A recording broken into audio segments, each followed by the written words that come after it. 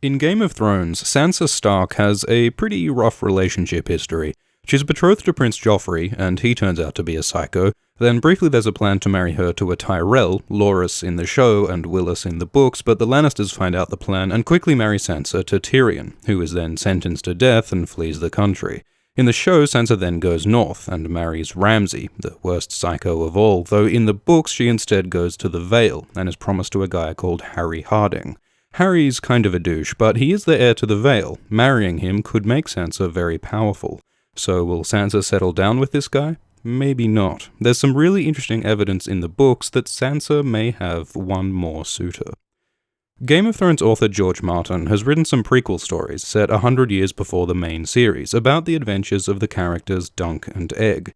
In the first of these stories, Dunk and Egg go to a tournament at Ashford. In the tournament, combatants fight to be named one of 5 champions of the young Lady Ashford. The final 5 champions, in order, are Lionel Baratheon, Tybalt Lannister, Leo Tyrell, Humphrey Harding, and Valar Targaryen, which just happens to almost perfectly line up with the men Sansa's married or been promised to: a Baratheon, a Tyrell, a Lannister, and a Harding.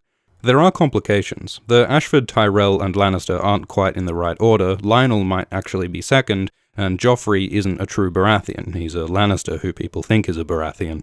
But still, the pattern lines up too well to be a coincidence, especially given the inclusion of House Harding, which is a pretty obscure house.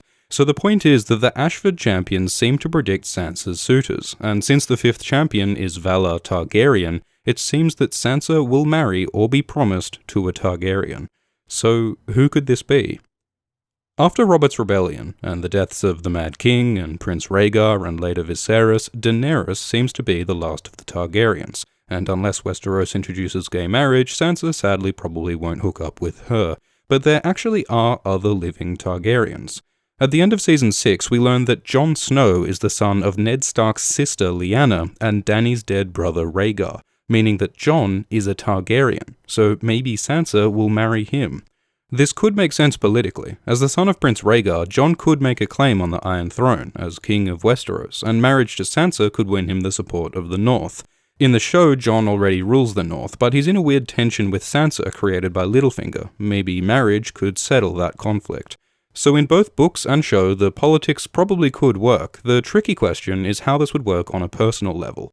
Jon and Sansa are cousins, and it's not unusual for people in Westeros to marry their cousins. For example, Tywin Lannister married his cousin.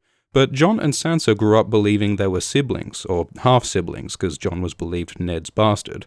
They were never very close. Jon and Sansa don't have a single conversation in any of the books, but still, they think of each other as brother and sister, so it does feel pretty gross for them to get together. But would that stop George Martin? In an early outline of Game of Thrones, Martin had Jon and Arya falling in love, so he has considered Snow on Stark romance before. Also, for what it's worth, we do know that Jon likes redheads.